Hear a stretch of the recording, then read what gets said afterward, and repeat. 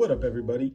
Welcome back to another episode of the Utah Jazz Mountain YouTube show, podcast, whatever it is. Thank you guys for tuning in today. On this episode today, we're going to be talking about the playoffs.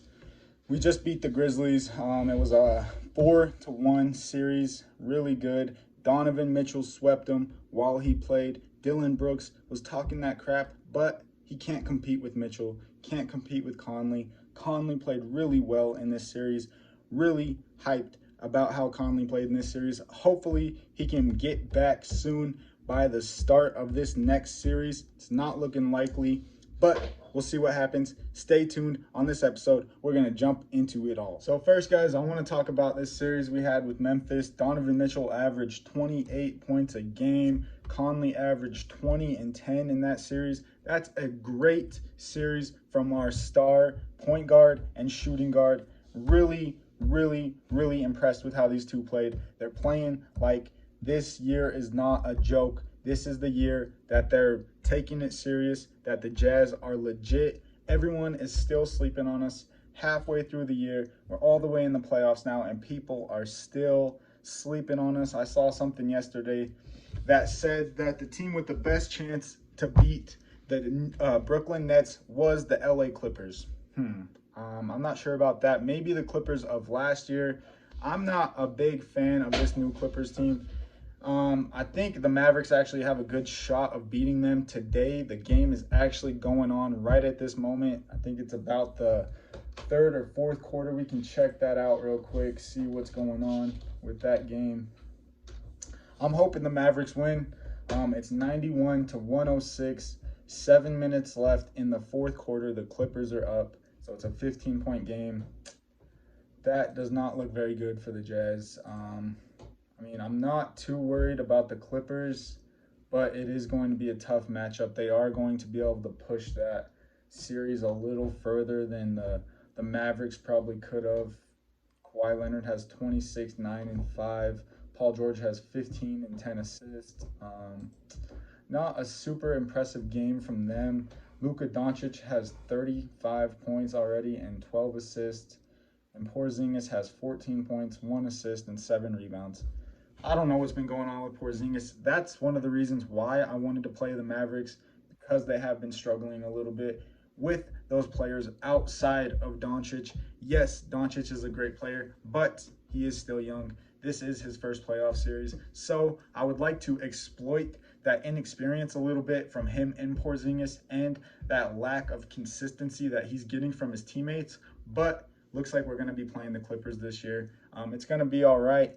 It's just a tough matchup for Mitchell, for Conley, because you know that they are going to be sticking Kawhi Leonard and Paul George on both of those guys. And those are two all-defensive team players.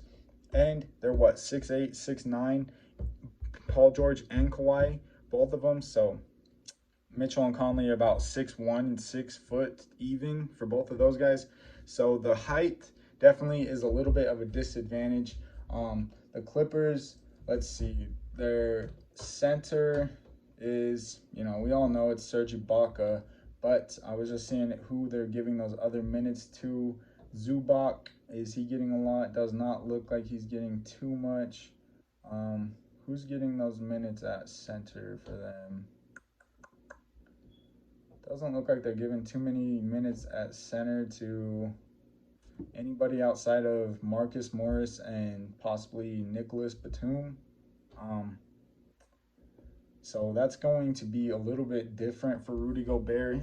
That's going to stretch him out a little bit to the three-point line. It's going to open up our defense a little bit more, allow the Clippers to have those lanes to drive into. Yeah, guys, that's enough for the Clippers today. Not worried about them. It is just going to be a little bit of a funky matchup for the Jazz. But if the Jazz can stay consistent, they have more guys outside of Mitchell, outside of Conley, that can score, that can shoot the three, that can get to the basket. Jordan Clarkson, Bojan Bogdanovic, Joe Ingles, all these guys are able to score or able to contribute if Mitchell and Conley are not doing their best that they possibly can. And that's the main thing with the Jazz. You got to look at this team and see that they have 3 all-stars. usually that's where it stops right there. They got 3 All-Stars. Usually that's where the team, kind of tops off, kind of like the Nets, but they also have Blake Griffin added onto that, so it's a little bit different. But they have 3 All-Stars. They have the Defensive Player of the Year, and then they have the top 2 candidates for 6th Man of the Year. That's a solid team right there. And then you got Bojan Bogdanovic. With that lineup, you got Royce O'Neal, who's a perfect 3-and-D guy. Man, that's just a really good team with really good depth, and they all just fit in together. And you got one of the best backup centers in the whole entire league, and Derek Favors. So, I mean, there's so much depth. There's so many different people that the Jazz can throw in there. If somebody's having an off night, if they're looking for something a little bit different, they got a lot of different options. And it's going to be tough on the Clippers. They do not have that depth that the Jazz have, but they do have that star power like Paul George and Kawhi. So I don't know who's really going to be guarding them. I know Royce O'Neal will probably be on one of them, but the problem with that is he is a little bit too small than I'd like him, to be matching up with these guys. So Ingles may be on one. In the starting lineup, it seems like Bojan may have to guard Kawhi or Paul George, and then Royce O'Neal maybe takes the other. And then you let Mitchell and Conley take a break on the defensive end. But if Conley is out, I would expect Joe Ingles to go in there, expect him to possibly get on Paul George. We know Joe Ingles is Paul George's dad, so that is going to play a huge factor in this series, that he birthed Paul George, 28 years ago, 29, 30 years ago, however old he is. Joe Ingles has been having the experience over Paul George because he's taught him everything he knows. So my prediction for this series, I'm going to say the Clippers. There's about 6 minutes left now, and it's still, the game's not changing too much. It's about the same. I think the Clippers are taking it home. I think we all pretty much knew Kawhi and Paul George were going to go out there and stop playing around and get this win like they needed to. And that looks like exactly what they did today. So they're going on a little bit of a hot streak, especially Kawhi Leonard in that game he had last game against the Mavericks, where he went clutch in that 4th quarter. But the Jazz also are on a hot streak. They have Mitchell rolling. Hopefully Conley can play, hopefully. But in the past, when Conley is out, the Jazz just get more minutes for somebody like Joe Ingles, for somebody like Jordan Clarkson, and that allows those guys to perform better in that role. Joe Ingles usually always plays better whenever Conley's out, whether that's 12, 13, 14 assists from Ingles.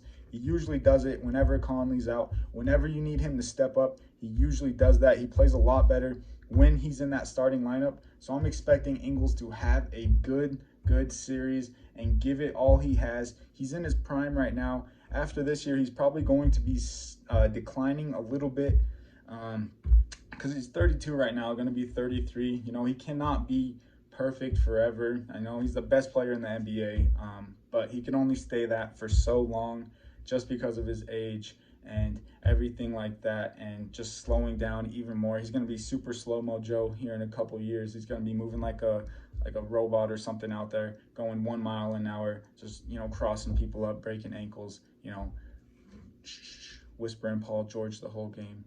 That's what it's all about, but it's not going to last forever. I expect Ingles to be in his prime form right now. I expect him to perform really good against the Clippers. I think he's going to have a really great series, and I think he's going to be a key factor for us. I think him, Royce O'Neal, his defense is going to be a key factor as well.